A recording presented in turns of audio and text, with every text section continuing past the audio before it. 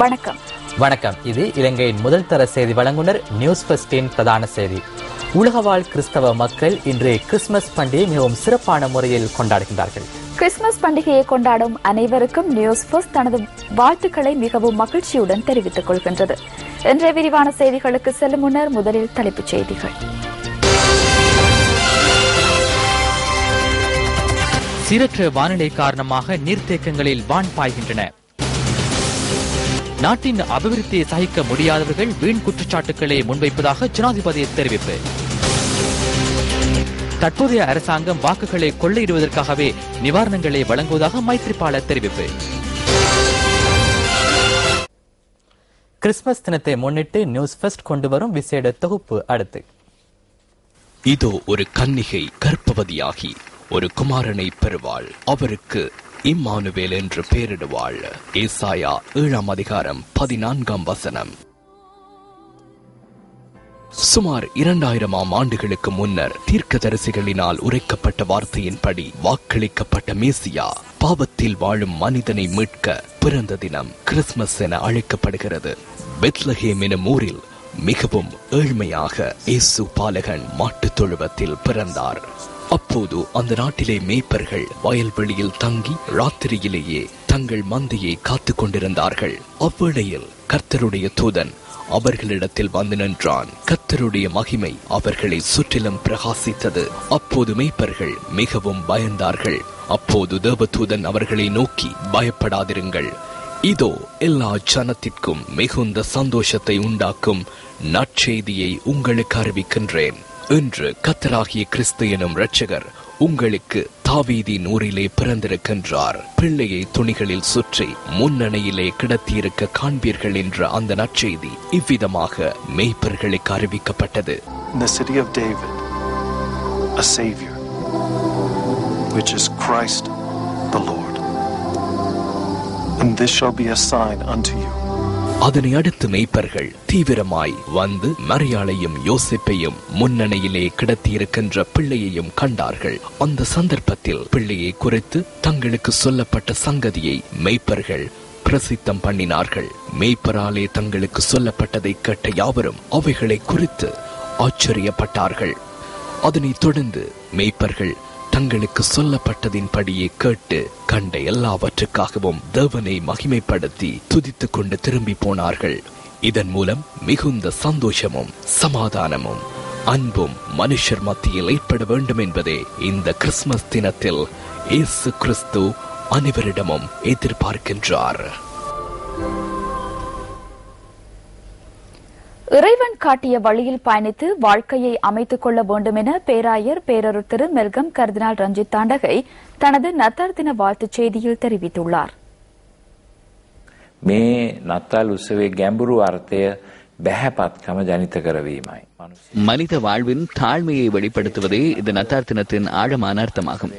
குறிப்பாக நாம் இன்று வாழும் சூழலில் பணம் மற்றும் அதிகாரம் மீது காணப்படும் ஆசை பல்வேறானவையாகும். அதே போன்று மனிதாபிமானம் மற்றும் சுயநலத்தன்மை போன்றவற்றில் காணப்படுகின்ற ஆசைகள் காரணமாக உலகில் மனித வாழ்வு இருளில் மூழ்கி கிடக்கிறது. ஆகவே இதிலிருந்து மீள்வதுடன் நாம் அதிகமாக சிந்திக்காது இறைவனின் விருப்பத்தின் பிரகாரம் அவர் எமக்கு காண்பிக்கும் வழியில் பயணித்து எமது வாழ்வை அழகுபடுத்திக் கொண்டால் இந்த நத்தார் தினத்தை எம் வாழ்நாள் முழுவதிலும் பெற்றுக்கொள்ள முடியும். මේ නත්තල් උත්සවය අපට නත්තල හැටියට ගන්න පුළුවන් වෙයි අපේ පරිසරය තුළ.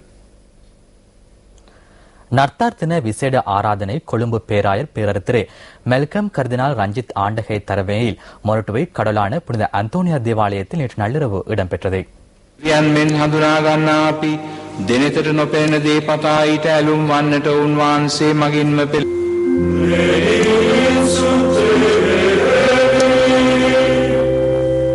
ස්වර්ගයේ මෙන් මෙලෙහි දෙටු වේවා. අපගේ දිනදා භෝජනය අද අපට දානය කළ මැනව.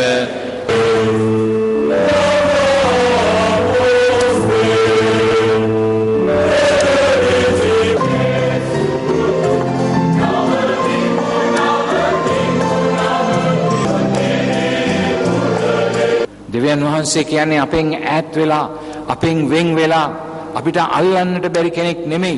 இறைவன் என்பவர் எம்மால் அனுபவிக்க முடியாத ஒருவர் அல்ல. இறைவன் எம்மை போன்று இம்மண்ணில் பிறந்து எம்முடன் வாழ்ந்து மீதுள்ள அளவு கடந்த அன்பினால் தனது இன்னுயிரை சிலுவையில் தியாகம் செய்தவர். இவ்வாறான இறைவனை வணங்குவதே கிறிஸ்தவ சமயத்தில் உள்ள விசேட அம்சமாகும்.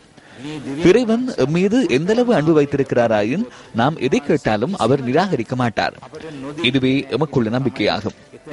நாம் இறைவனின் அன்பை ஏனையவர்களுக்கு வெளிப்படுத்துவதற்கு எந்த அளவு முயற்சிக்கின்றோமோ நத்தார் தினம் அத்துணை அர்த்த புஷ்டியுடையது.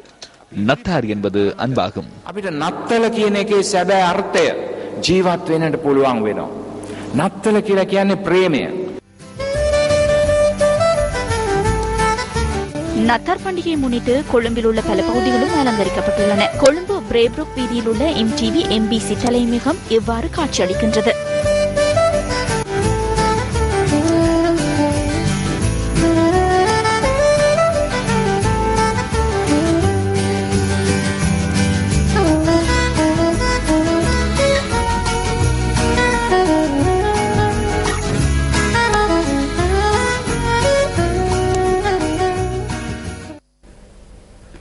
இயேசு பாலகரின் பிறந்த தினமான இன்று நாட்டின் பல்வேறு பகுதிகளிலும் உள்ள தேவாலயங்களில் விசேட ஆராதனைகள் இடம்பெற்றன.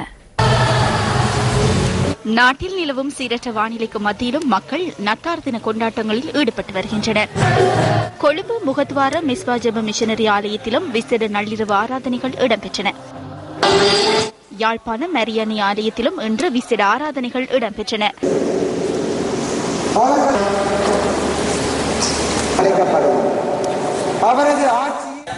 நத்தார் விசேட இரவு வழிபாடுகள் கிளிநொச்சியில் உள்ள பல தேவாலயங்களில் இடம்பெற்றன. முல்லைத்தீவு முள்ளியவளை கிறிஸ்தவ தேவாலயத்தில் இடம்பெற்ற ஆராதனைகளும் எமது கேமராவில் பதிவாகியது.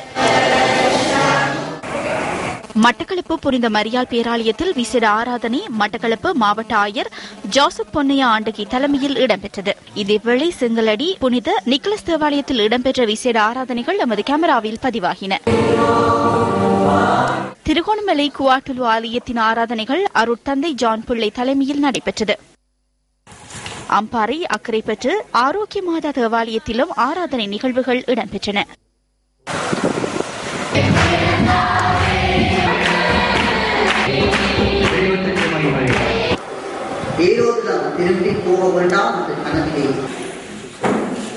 ஹட்டன் திருச்சிலுவை ஆலயத்தில் ஆராதனையும் திருப்பலியும் ஒப்புக் கொடுக்கப்பட்டது.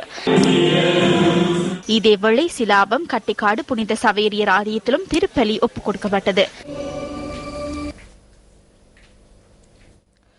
சீரற்ற வானிலை காரணமாக நாட்டின் பல்வேறு பகுதிகளிலும் இயல்பு நிலை பாதிக்கப்பட்டுள்ளது. மட்டக்களப்பு மாவட்டத்தில் 314 கிராம சேவையாளர் பிரிவுகளில் உள்ள 1,17,762 பேர் பாதிக்கப்பட்டுள்ளதாக மாவட்ட இடர் முகாமைத்துவ நிலையம் தெரிவிக்கிறது. 11,733 குடும்பங்களைச் சேர்ந்த 40,723 பேர் 105 தற்காலிக முகாம்களில் தங்க வைக்கப்பட்டுள்ளனர்.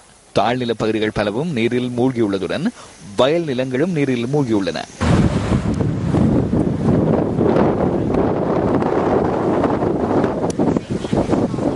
கல்முனை கிட்டங்கி பாலத்தை மோட்டார் சைக்கிளில் கடப்பதற்கு முற்பட்ட இளைஞர் ஒருவர் ஆற்றில் விழுந்து காணாமல் போயுள்ளதுடன் மற்றொருவர் காயமடைந்துள்ளார். கல்முனை பகுதியிலிருந்து கிட்டங்கி பாலம் ஊடாக 2 இளைஞர்கள் மோட்டார் சைக்கிளில் நேற்றிரவு சவளக்கடை பகுதியை நோக்கி சென்ற போதே இந்த அனர்த்தம் ஏற்பட்டதாக போலீசார் குறிப்பிடுகின்றனர். காணாமல் போனவரை தேடும் பணிகள் தொடர்ச்சியாக முன்னெடுக்கப்பட்டு வருகின்றன.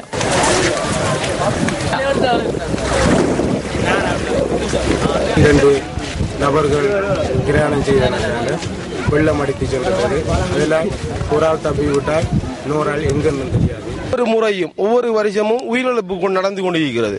எங்களுக்கு இதை கடுமையாக இதை வருந்தி கொண்டிருக்கிறேன். இதை இப்பையும் நாங்களும் கடும் கஷ்டப்பட்டு அங்கால போய்க்கல இங்கால போய்க்கல பஸ்ஸே இல்லாத காலத்தது.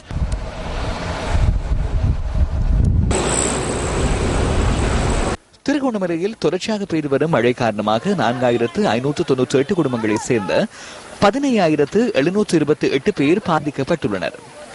தொடரும் மழையினால் நூற்றுக்கணக்கான ஏக்கர் வயல் நிலங்கள் நீரில் மூழ்கியுள்ளதாக அவரது பிராந்திய செய்தியாளர் தெரிவிக்கிறார். கிண்ணியா பிரதேச செயலாளர் பிரிவுக்குட்பட்ட குட்டிக்கரைச்சி பாலம், சல்லிக்கழப்பு பாலம் என்பனவும் நீரில் மூழ்கியுள்ளன.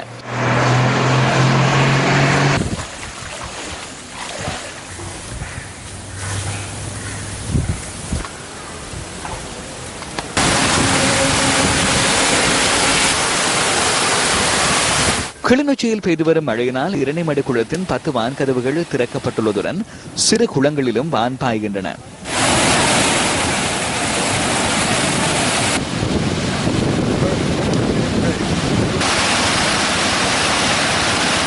தாழ்நில பகுதிகள், வயல் நிலங்கள் பலவும் வெள்ளத்தில் மூழ்கியுள்ளன. புத்தளம் மாவட்டத்தில் 3947 குடும்பங்களைச் சேர்ந்த 13,797 பேர் பாதிக்கப்பட்டுள்ளனர்.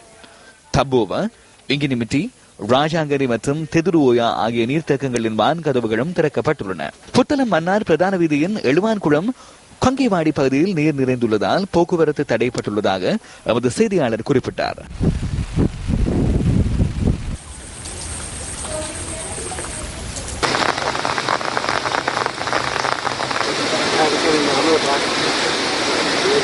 பண்டாரவல, கோனமுட்டாவ, ஓபடல்ல பகுதியில் இன்று காலை மண் சரிவு ஏற்பட்டுள்ளது.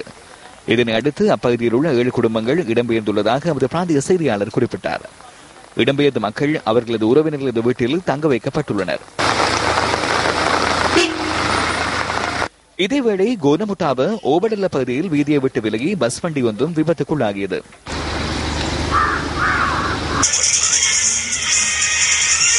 இதேவேளை பண்டாரவலைக்கும் தேத்தலாவுக்கும் இடையிலான ரயில் மார்க்கத்தில் கற்கள் சரிந்து விழுந்ததில் ரயில் ஒன்று தடம் புரண்டுள்ளது. கொழும்பிலிருந்து மதுரை நோக்கி சென்ற இரவு நேர தபால் ரயில் தடம் புரண்டுள்ளதாக தெரிவிக்கப்படுகிறது. இதன் காரணமாக மலையக மார்க்கத்திலான ரயில் சேவை கொழும்பிலிருந்து நானுஓயா வரை மட்டுப்படுத்தப்பட்டுள்ளதாக ரயில்வே கட்டுப்பாட்டு நிலையம் குறிப்பிடுகிறது. கண்டி மாவட்டத்தில் பலத்த காற்றுடன் கூடிய மழை பெய்து வருவதால் தொடர்ந்தும் குளிருடன் கூடிய வானிலை நிலவுவதாக எமது செய்தியாளர் குறிப்பிட்டார். கண்டி கோனவல பகுதியில் இன்று முற்பகல் மண்மேடு சரிந்து விழுந்ததில் போக்குவரத்து தடைப்பட்டுள்ளது. விக்டோரியா நீர்த்தேக்கத்தின் வான் கதவுகள் திறந்துவிடப்பட்டுள்ளன.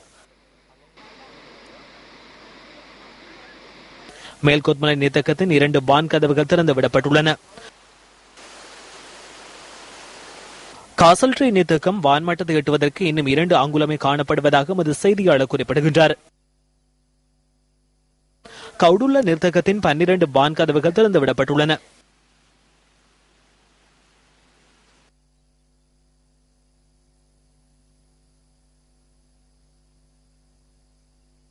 மட்டக்களப்பு பொலனர்வை பிரதான வீதியில் கல்லேல பகுதி நீரில் மூழ்கியுள்ளது. மன்னம்பட்டி பொலனர்வை கிடைப்பட்ட பகுதி மக்கள் ரயிலில் மாத்திரமே பயணம் செய்வதாக எமது செய்தியாளர் குறிப்பிடுகின்றார்.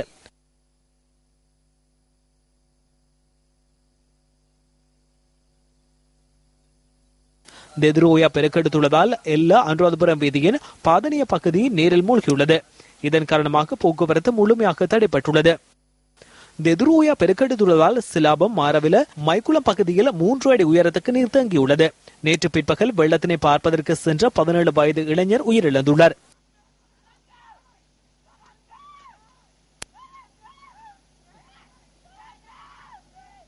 தெதுரோயா பெருக்கெடுத்துள்ளதை அடுத்து குருநாகல் மாவட்டத்தில் உள்ள மக்கள் தொடர்பில் எடுக்க வேண்டிய நடவடிக்கை தொடர்பில் மாவட்ட செயலகத்தில் இன்று கலந்துரையாடல் இடம்பெற்றது. கந்தளை செருவில வீதியின் சித்தாறு வீதியில் பாலம் உடைந்து விழுந்ததால் போக்குவரத்து முழுமையாக தடைப்பட்டுள்ளது. நத்தார் பண்டிகையை முன்னிட்டு ஜனாதிபதி, எதிர்க்கட்சித் தலைவர், ஜனாதிபதி வேட்பாளர் மைத்ரிபால சிறிசேனா ஆகியோர் தமது வாழ்த்துச் செய்திகளை வெளியிட்டுள்ளனர். அச்சுறுத்தல்கள் மற்றும் பயங்கரவாத சவால்களை எதிர்நோக்கியுள்ள இன்றைய உலகம் கிறிஸ்தவ போதனைகளின் மூலம் நன்மை அடைய முடியும் என ஜனாதிபதி மஹிந்த ராஜபக்ச தெரிவித்துள்ளார். அன்பு, அடக்கம் என்ற கிறிஸ்தவ மானிட செய்தியை இயேசு பிரானின் பிறப்பிலிருந்தே உணர முடிவதாகவும் ஜனாதிபதி மஹிந்த ராஜபக்ச குறிப்பிட்டுள்ளார். குடும்பங்கள் ஒன்றிணைவதற்கும் தடைகளை தாண்டி அன்பளிப்புகளை பகிர்ந்து கொள்வதற்குமான சிறந்த சந்தர்ப்பமான நத்தார் பண்டிகை அனைத்து கிறிஸ்தவர்களுக்கும் முக்கியத்துவம் வாய்ந்ததொன்றாகும் எனவும் ஜனாதிபதி கூறியுள்ளார். இலங்கை வாழ் கிறிஸ்தவர்களுக்கு அமைதியும் மகிழ்ச்சியும் நிறைந்த நத்தார் பண்டிகையை கொண்டாடுவதற்காக தமது வாழ்த்துக்களை தெரிவிப்பதாகவும் ஜனாதிபதி விடுத்துள்ள செய்தியில் மேலும் தெரிவிக்கப்பட்டுள்ளது. இதேவேளை மத்தியில் உள்ள ஒளிக்கீற்றுகளை இருள் சூழ்ந்திடாமல் பேணுவதற்கு நத்தார் தினத்தில் உறுதி பூண வேண்டும் என நத்தார் தின வாழ்த்துச் செய்தியில் எதிர்க்கட்சித் தலைவர் ரணில் விக்ரமசிங்க குறிப்பிட்டுள்ளார். நல்லாட்சியின் மூலம் திருப்திகரமான சமூகம் ஒன்றை மீள கட்டியெழுப்புவதன் ஊடாக ஒளிமயமான தேசத்தை உருவாக்க வேண்டும் என்றும் எதிர்க்கட்சித் தலைவர் கூறியுள்ளார். நத்தார் சமயத்தில் பணிவன்பு குறித்து மாத்திரமன்றி இயேசு கிறிஸ்து உலகில் அவதரித்ததன் நோக்கம் குறித்தும் சிந்திப்பது இன்றியமையாத விடயமாகும் என புதிய ஜனநாயக முன்னணியின் ஜனாதிபதி வேட்பாளர் மைத்ரிபால சிறிசேன குறிப்பிடுகின்றார். இயேசு கிறிஸ்துவை முறையாக பின்பற்றுவதற்கு நத்தார் கால பகுதியில் கிறிஸ்தவ மக்கள் எடுக்கும் தீர்மானம் நிச்சயமாக மனங்களில் அமைதியையும் சமாதானத்தையும் ஏற்படுத்துவதுடன் நத்தாரின் மகிமையை உணர்வதற்கும் காரணமாக அமையும் என மைத்ரிபால சிறிசேன மேலும் சுட்டிக்காட்டியுள்ளார். அன்பின் மகத்துவத்தை உலகறிய செய்த நத்தார் பண்டிகையில் தமிழ் பேசும் மக்களுக்கு அரசியல் தீர்வு கிட்ட பிரார்த்திப்பதாக பிரஜைகள் முன்னணியின் செயலாளர் நாயகமும் பாராளுமன்ற உறுப்பினருமான ஜெய் ஸ்ரீரங்கா தெரிவிக்கின்றார். இயேசு கிறிஸ்துவின் பிறப்பு மற்றும் தியாகத்தை நினைவு கூறும் இந்த தருணத்தில் மத வன்முறைகள் இல்லாதொழிக்கப்பட்டு நாட்டில் உள்ள மக்களின் வாழ்க்கையில் சாந்தியும் சமாதானமும் நிலைத்திருக்க வேண்டும் எனவும் பாராளுமன்ற உறுப்பினர் ஜெய் ஸ்ரீரங்காவின் வாழ்த்துச் செய்தியில் தெரிவிக்கப்பட்டுள்ளது. நாட்டின் அபிவிருத்தியை சகித்துக் கொள்ள முடியாத சிலரே வீண் குற்றச்சாட்டுக்களை முன்வைப்பதாக ஜனாதிபதி மஹிந்த ராஜபக்ச தெரிவிக்கின்றார். மொரட்டுவையில் நேற்று நடைபெற்ற கூட்டத்தில் கலந்து கொண்டு உரையாற்றும் போதே ஜனாதிபதி இதனை கூறினார். ஜனாதிபதியின் வெற்றியை உறுதி செய்யும் வகையிலான இந்த தேர்தல் பிரசார கூட்டத்தை அமைச்சர் ஜீவன் குமாரதுங்க ஏற்பாடு செய்திருந்தார்.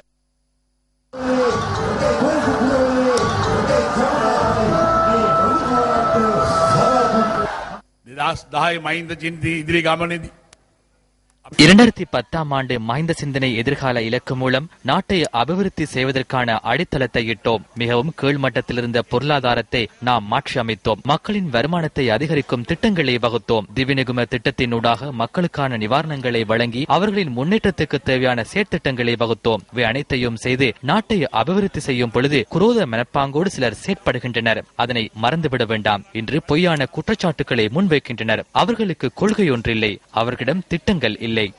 ඔවුන් ඉදිරිපත් කරන ඌට ප්‍රතිපත්තියක් නැහැ, වැඩපිළිවෙලක් නැහැ.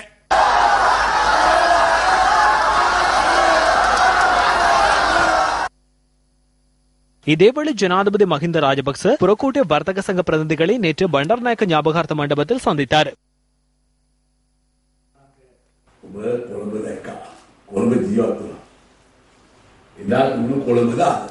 நீங்கள் கொழும்பில் வாழ்கிறீர்கள். அன்றிருந்த கொழும்புக்கும் இன்று காணப்படும் கொழும்புக்கும் இடையிலான வித்தியாசத்தை பாருங்கள். இன்று கப்பம் பெறுவோர் இருக்கின்றார்களா? இதனை உங்களிடமே நீங்கள் கேட்டு பாருங்கள். இன்று ஒரு பிரச்சனை உள்ளது. கொழும்புக்கு வந்தால் வாகனங்களை நிறுத்த இடமில்லை. தற்பொழுது அந்த பிரச்சனையை தீர்ப்பதற்கான திட்டங்களை வகுக்க எதிர்பார்க்கின்றோம்.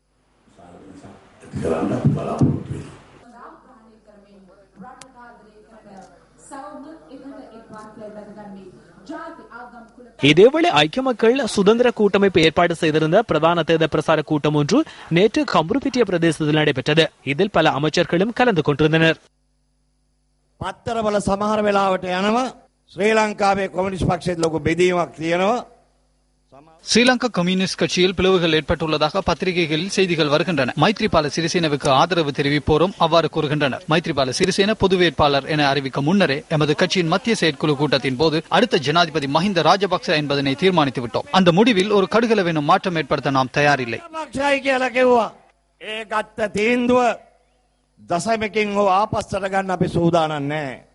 மைத்ரிபால சிறிசேன மெதுமா ஸ்ரீலங்கா சுதந்திர கட்சியில் மைத்ரிபால சிறிசேன இருக்கும் பொழுது ஜனாதிபதியின் கொள்கைகளை ஒருபோதும் விமர்சிக்கவில்லை. எனினும் நாம் அங்கு பேசினோம். குரோத மனப்பாங்கோடு நாம் அவ்வாறு பேசவில்லை. அரசாங்கத்துடன் சரியான பாதையில் செல்ல வேண்டும் என்பதற்காகவே நாம் உள்ளே குரல் கொடுத்தோம். அச்சமடைந்தவர்கள் வீட்டுக்கு சென்று நித்திரை கொள்ள வேண்டும். அவர்களுக்கு அரசியல் முடியாது. அரசியலில் ஈடுபடுவோருக்கு முதுகெலும்பு இருக்க வேண்டும். தமது நிலைப்பாடுகளை தெரிவிக்கும் இயலுமை இருக்க வேண்டும்.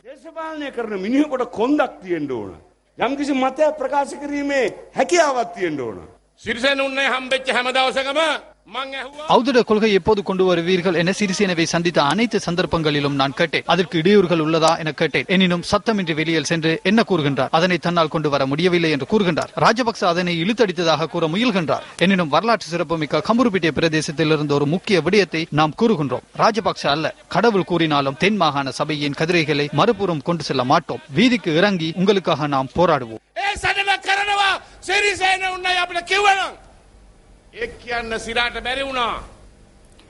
வாக்குகளை கொள்ளையடிக்கும் நோக்கத்திலேயே அரசாங்கம் தற்போது மக்களுக்கு நிவாரணங்களை வழங்குவதாக புதிய ஜனநாயக முன்னணியின் ஜனாதிபதி வேட்பாளர் மைத்ரிபால சிறிசேன தெரிவிக்கின்றார். கஸ்பேவ பகுதியில் நேற்று நடைபெற்ற தேர்தல் பிரசார கூட்டத்தின் போதே அவர் இதனை கூறினார்.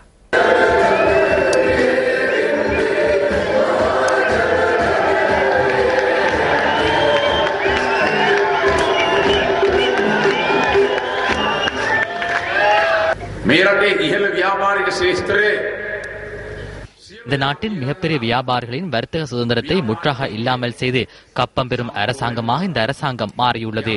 உள்நாட்டு வியாபாரிகள் பாதிப்படையும் வகையில் வெளிநாடுகளிலிருந்து பொருட்களை கொள்வனவு செய்கின்றனர். எனவே இன்று இவை அனைத்தையும் மக்கள் புரிந்து கொண்டுள்ளனர். செலவுகளில் 1/3 மூலமே இதனை செய்கின்றனர். மதிப்பீட்டு செலவுகளில் 2/3 திருடுகின்றனர். மக்களை திசை திருப்பும் வகையிலேயே இன்று அனைத்து நிவாரணங்களையும் வழங்குகின்றனர். பொருளாதார அபிவிருத்தி அமைச்சினால் இன்று அதிக அளவில் மக்களுக்கு பொருட்கள் விநியோகிக்கப்படுகின்றன.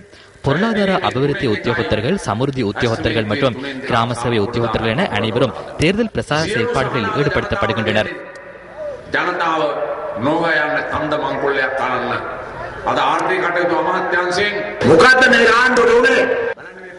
இந்த அரசாங்கத்திற்கு என்ன நடந்தது? பாராளுமன்றத்தை பாருங்கள். இது தொடருமானால் இறுதியில் பாராளுமன்றத்தில் முதலாளிமார் மாத்திரமே எஞ்சுவர். அவர்களே கெசினோவுக்கான உரிமையாளர்கள். போதைப் பொருள் கொள்கலன்களை கண்டுபிடிக்கும் போது அந்த கொள்கலனின் உரிமையாளரை கைது செய்ய முடியாது. ஏனென்றால் அந்த உரிமையாளர்கள் காலையிலும் மாலையும் அரச வீட்டிலேயே உள்ளனர். எத்தனோலுக்கு அனுமதி வழங்குவது யார்? இதுவே நமது நாட்டின் நிலைமையாகும். இந்த நிலைமையின் கீழ் இலங்கையில் நடைபெறும் இறுதி தேர்தலே இதுவாகும். இதன் பின்னர் இலங்கையில் சுதந்திரமான மற்றும் நியாயமான தேர்தல் நடைபெறும். அதற்காகவே நாம் அரசாங்கத்தை உருவாக்குகிறோம். அவ்வாறு இல்லாமல் தலையணையை மாற்றும் செயற்பாடு அல்ல.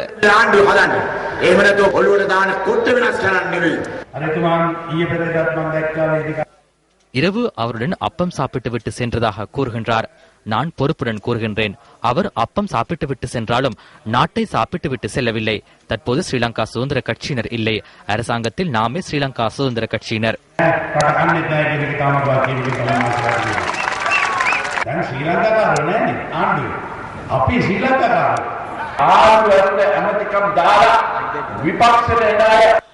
அரசாங்கத்தின் அமைச்சு பதவிகளை புறம் தள்ளிவிட்டு வெளியில் வரும் செயற்பாடு ஓர் துணிச்சலான செயற்பாடாகும். எனினும் அரசாங்கத்திடமிருந்து பணம் பெற்றுக்கொண்டு எதிர்க்கட்சியில் இருந்து அரசாங்கத்திற்கு செல்வது மிகவும் மோசமான செயற்பாடாகும். அனைவரும் ஒன்றிணைந்து செயற்படுவதே தற்போதைய தேவையாகிறது.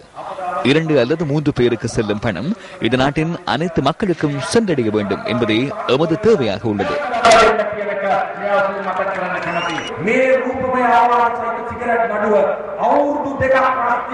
சிகரெட் பாக்கெட்டுகளில் எச்சரிக்கை படங்களை பிரசுரிப்பது தொடர்பிலான வழக்கை 2 வருடங்களுக்கு இழுத்தடித்தனர். எனினும் நியாயம் வழங்கப்படவில்லை. புற்றுநோயினால் உயிரிழக்கும் மக்கள் தொடர்பில் சிந்திக்கவில்லை. கசினோ சூதாட்டத்தில் ஈடுபடும் இவர்களின் அடியாட்களே விலைமனு கோராமல் நிலக்கரியை கொண்டு வந்தனர். அனைத்து மின் பாவனையாளர்களும் 1500 ரூபாவை செலுத்துகின்றனர். எதற்காக? நிலக்கரி மாஃபியா காரணமாகவே அந்த நிலைமை ஏற்பட்டுள்ளது. எனவே இந்த நாட்டை பாதுகாக்க வேண்டியுள்ளது. ஆகவே அவர்களுக்கு 3வது தடவையும் வாக்களிப்பதா? கிருவத்குரு நகரில் நேற்று நடைபெற்ற மைத்ரிபால சிறிசேனவின் தேர்தல் பிரசார கூட்டத்தில் எதிர்க்கட்சித் தலைவர் ரணில் விக்ரமசிங்க உள்ளிட்ட பலர் கலந்து கொண்டனர்.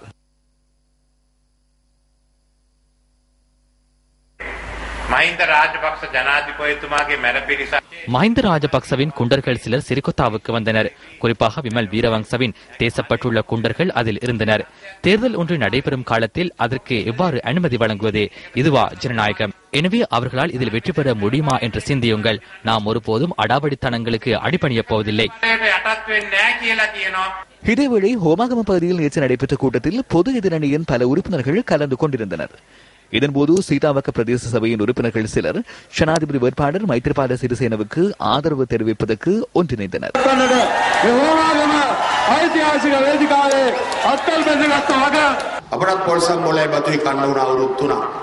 எமக்கு 3 வருடங்கள் தேங்காய் சம்பளும் சோறும் சாப்பிட வேண்டியற்பட்டது.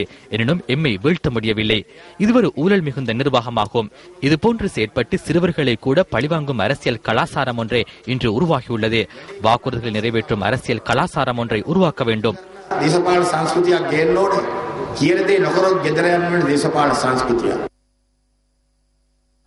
கொஸ்லாந்தை மீறியபெத்து நிலவும் மண்சரிவு அபாயம் காரணமாக இடம்பெயர்ந்த சுமார் 30 குடும்பங்களைச் சேர்ந்த மக்கள் தொடர்ந்தும் ஸ்ரீ கணேஷா தமிழ் மகா வித்தியாலயத்தில் தங்க வைக்கப்பட்டுள்ளனர். தாம் பல்வேறு அசௌகரியங்களுக்கு மத்தியிலே வாழ்ந்து வருவதாக இடம்பெயர்ந்த மக்கள் அங்கலாய்க்கின்றனர்.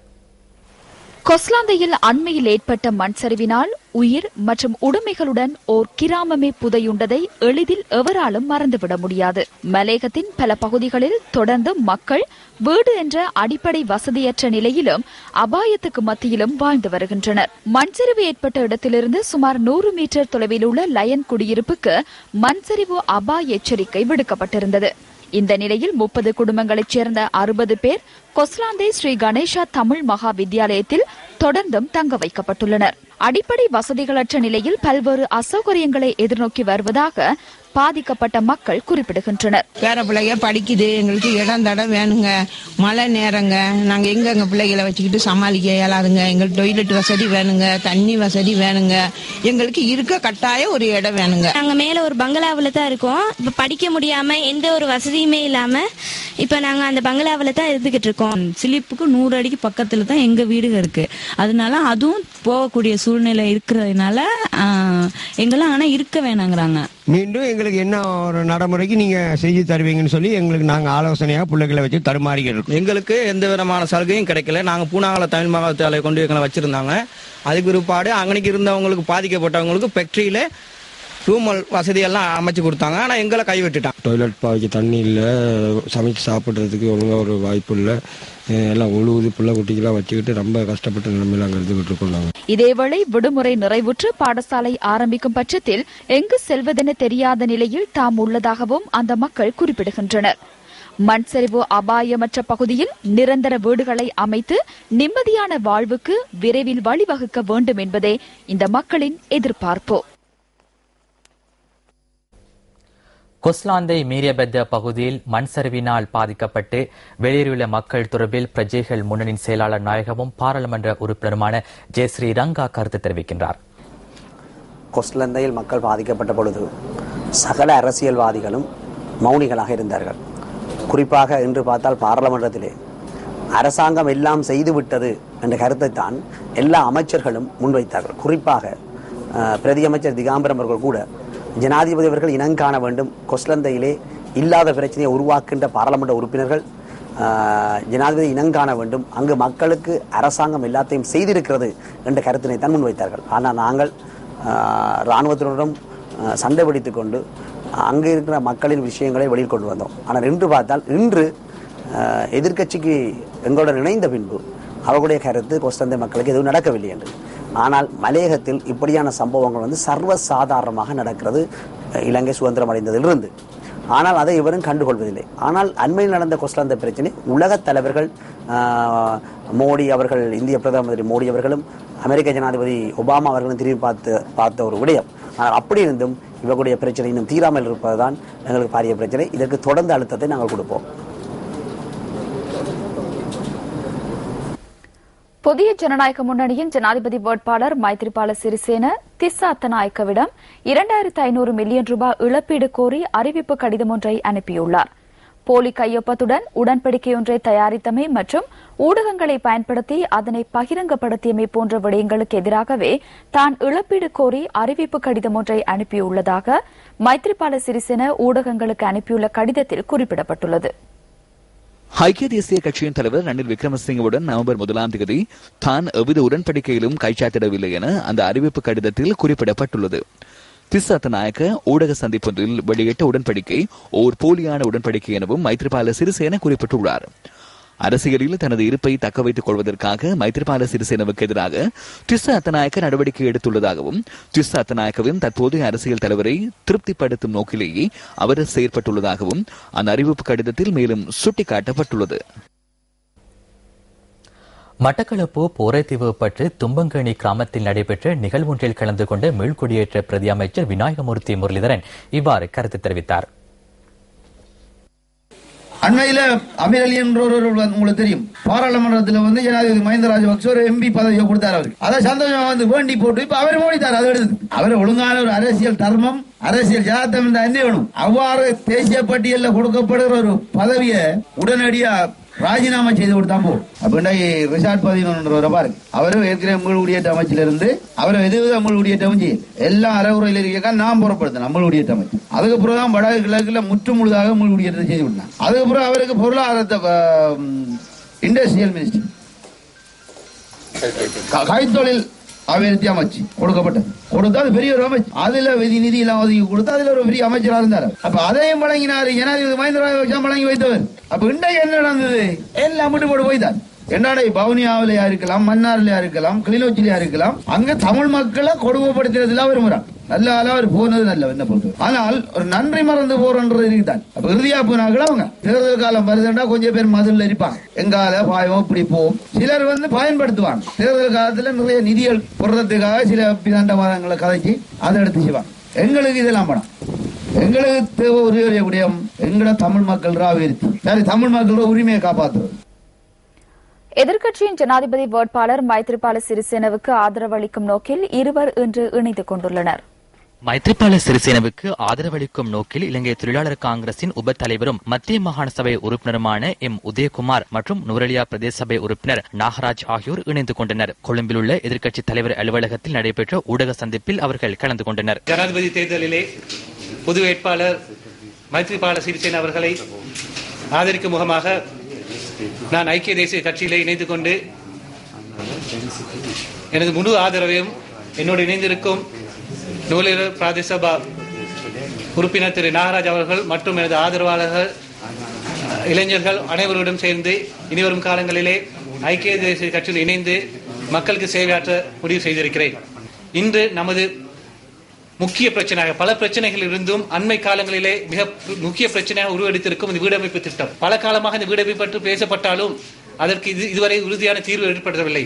ஆனால் இன்று திரு மைத்ரிபால அவர்களின் தேர்தல் விஞ்ஞானத்திலே மிக தெளிவாக கூறியிருக்கிறார். ஆகவே இந்த கல்விக்கும் வீடு அமைப்பு திட்டத்துக்கும் முன்னுரிமை வழங்கப்பட்ட சமயத்திலே நமது சமூகத்தின் எதிர்காலம் மிக சுபிட்சமாக இருக்கும், மக்களுக்கு சேவை செய்யக்கூடிய ஒரு சந்தர்ப்பம் எங்களுக்கு கிடைக்க வேண்டும். அதன் காரணத்தால் தான் நான் இலங்கை தொழிலாளர் காங்கிரசின் விலகி ஐக்கிய தேசிய கட்சியின் சேர்ந்து எனது மக்கள் சேவையை மேலும் தொடர எதிர்பார்க்கிறேன்.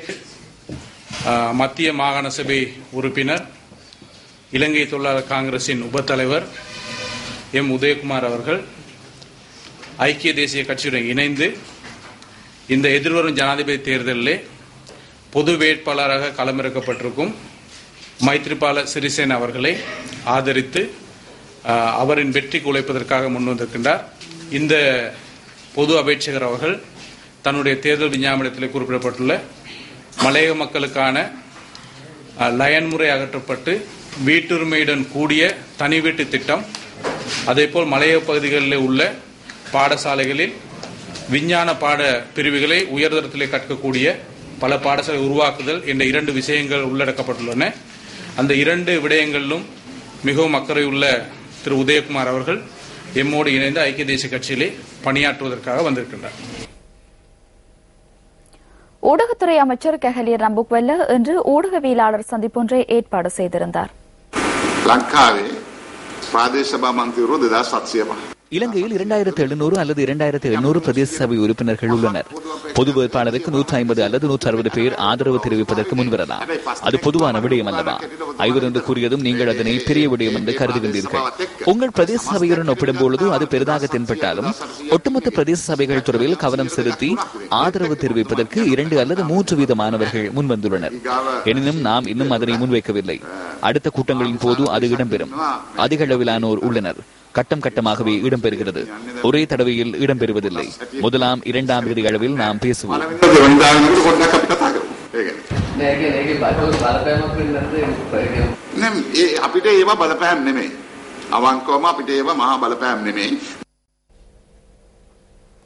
இத்துடன் நியூஸ் ஃபர்ஸ்டின் 8 மணி பிரதான செய்தி நிறைவு பெறுகின்றது. தொடர்ந்து இன்று அரசியல் நிகழ்ச்சியுடன் இணைந்திருங்கள். வணக்கம்.